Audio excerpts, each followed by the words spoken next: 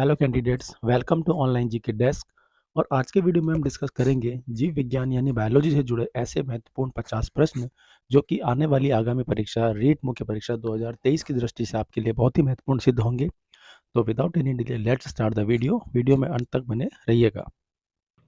पहला प्रश्न है दोस्तों, जीव विज्ञान के जनक कौन है? सही उत्तर है अरस्तु। तो दोस्तों अरस्तु को जो है जीव विज्ञान का जनक कहा जाता है। दूसरा प्रश्न है, वनस्पति विज्ञान के जनक कौन है? तो वो है दोस्तों थियोफ्रेस्टस। थियोफेस्टस को वनस्पति विज्ञान का जनक कहा जाता है। बायोलॉजी शब्द का सबसे प्रथम प्रयोग किसने? अगला है दोस्तों, बायोलॉजी शब्द का सबसे पहले प्रयोग किसने किया? तो दोस्तों लेमार्क और ट्रेवियरिनस ने बायोलॉजी शब्द का सबसे पहले प्रयोग किया था।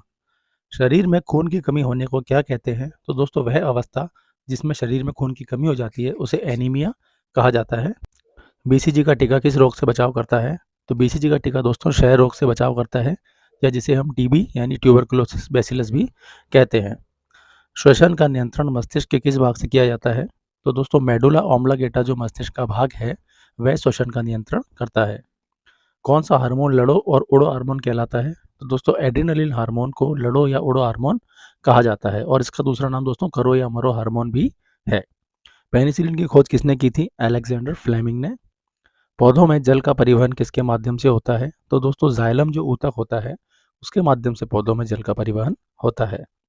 गाजर का रंग किसकी मौजूदगी के कारण होता है? तो दोस्तों कैरोटीन नाम का जो वर्णक होता है उसकी उपस्थिति के कारण गाजर का रंग लाल होता है। बॉटनी शब्द की उत्पत्ति किस भाषा के शब्द से हुई है? दोस्तों ग्रीक भाषा से बॉटनी शब्द की उत्पत्ति हुई है। फाइकोलॉजी में किसका अध्ययन किया जाता है? तो दोस्तों शैवालों का जो अध्ययन है वह फाइकोलॉजी कहलाता है, या शैवालों के अध्ययन की जो शाखा है फाइकोलॉजी कहलाती है।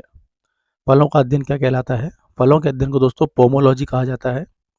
प्रयोगशाला में सर्वप्रथम डीएनए का संश्लेषण किसने किया था? तो दोस्तों डॉक्टर हरगोविंद खुराना ने इसका संश्लेषण जो है सबसे पहले किया था डीएनए का, और इनको एच.जी. खुराना भी कहते हैं दोस्तों। मनुष्य में द्विगुणित क्रोमोसोम की संख्या कितनी होती है? तो दोस्तों द्विगुणित क्रोमोसोम की संख्या 23 यानी 23 होती है, और अगर अगर आप द्विगुणित क्रोमोसोम की संख्या 23 यानी कि जोड़े 23 होते हैं, और क्रोमोसोम की संख्या बात करें तो 46 होती है दोस्तों। आगे चलते हैं। एक सामान्य मानव शरीर कोशिका में गुणसूत्र की संख्या कितनी होती है? 46। मनुष्य में नर का गुणसूत्र सम्मिश्रण होता है XY। नवजात शिशु के लिंग का निर्धारण किस वंशागति द्वारा हुए गुणसूत्र द्वारा किया जा सकता है? तो दोस्तों पिता का जो गुणसूत्र होता है वह निर्धारित करता है कि नवजात जो होने वाला शिशु है वह लड़का होगा या लड़की। गुणसूत्र में होते हैं डीएनए और प्रोटीन। मनुष्य में कौन कौन से क्रोमोसोम के मिलने से बालक का जन्म होता है? तो दोस्तों बालक मतलब लड़का। तो पुरुष का Y और स्त्री का X जब मिलता है तो दोस्तों एक पुरुष या लड़के का जन्म होता है। अशुद्ध रक्त किसमें बहता है? शिराओं में। मनुष्य के शरीर में सबसे बड़ी ग्रंथि कौन सी है? यकृत। मनुष्य में मादा जनन अंग से किस हार्मोन का स्त्राव होता है? रिलैक्सिन का। प्रकाश संश्लेषण के दौरान निकली ऑक्सीजन किससे उत्पन्न होती है? जल से। क्लोरोफिल नामक पदार्थ कहाँ उपस्थित होता है? पौधों की कोशिकाओं में। मनुष्य में ऐच्छिक गतियों का नियंत्रण किसके द्वारा किया जाता है? तो दोस्तों सेरिब्रम द्वारा जो है ऐच्छिक गतियों का नियंत्रण किया जाता है, और यह मस्तिष्क में उपस्थित होता है। पौधों में प्रकाश संश्लेषण की क्रिया कब होती है? सूर्य के प्रकाश में। पौधे अपना भोजन कैसे प्राप्त करते हैं? प्रकाश संश्लेषण के द्वारा। अमीबा में भोजन का अंतर्ग्रहण किसके द्वारा होता है? कूटपाद के द्वारा। गाजर क्या है? गाजर एक रूपांतरित जड़ है दोस्तों। आलू का खाने योग्य भाग कौन सा होता है? तना। प्याज में खाद्य भाग कौन सा है? उसमें भी तना होता है दोस्तों। सबसे लंबा जीवित वृक्ष कौन सा है? शिकुआ। तारपीन का तेल कहाँ से प्राप्त किया जाता है? चीड़ के वृक्ष से। बांस को किस में वर्गीकृत किया जाता है? तो दोस्तों बांस को जो है घास वर्ग में सम्मिलित किया गया है। बांस जैव ईंधन किसके बीच से प्राप्त होता है? जेट्रोफा के। पादप रोगों का सबसे उत्तरदायी कारक कौन सा है? फफूंदी। हरित बाली रोग किस फसल से संबंधित है? बाजरे से। टिक्का रोग किस फसल से संबंधित है? मूंगफली से।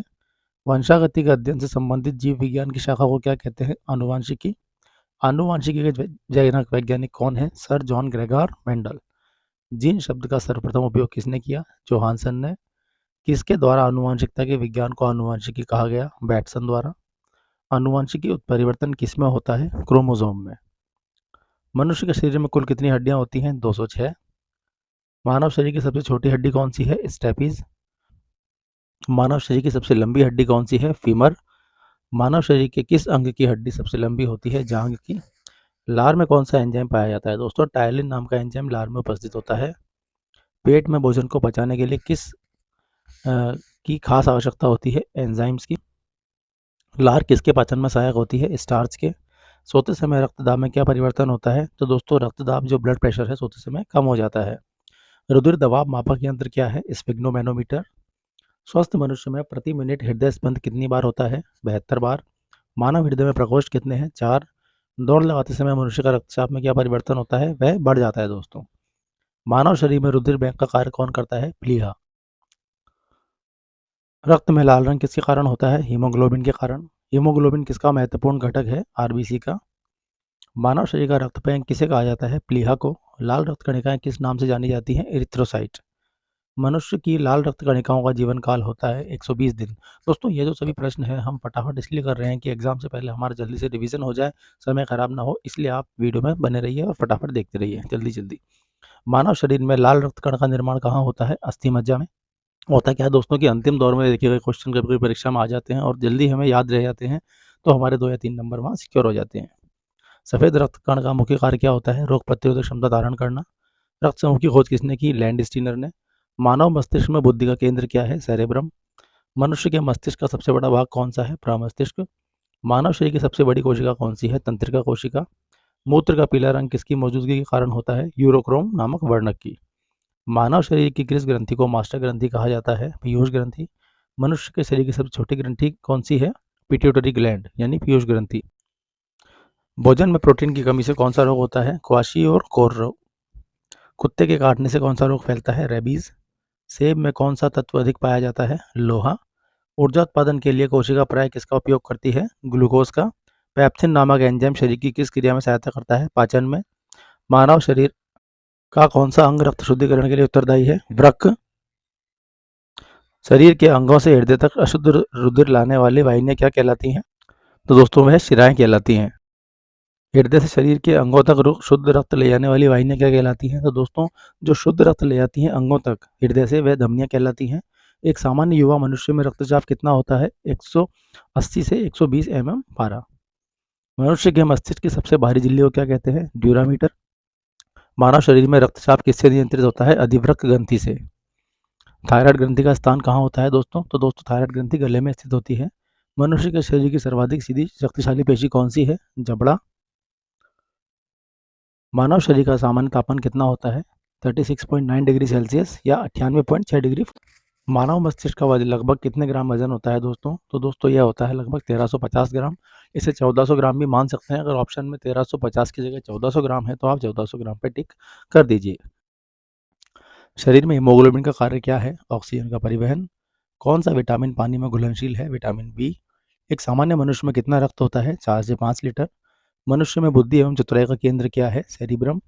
शरीर के अंदर लौह की कमी से उत्पन्न होने वाला रोग कौन सा है? रक्तहीनता या एनीमिया। हमारे शरीर में लाल रुधिर कणिकाओं का निर्माण कहाँ होता है? अस्थि मज्जा में। कुनैन किस रोग की दवा है? मलेरिया की। कौन सा जीव प्लेग फैलाता है? चूहा। मनुष्य शरीर में प्लाज्मा के मुख्य अंश क्या होते हैं? जल। शरीर के सारे ऊतकों को ऑक्सीजन कैसे प्राप्त होती है? रक्त के माध्यम से।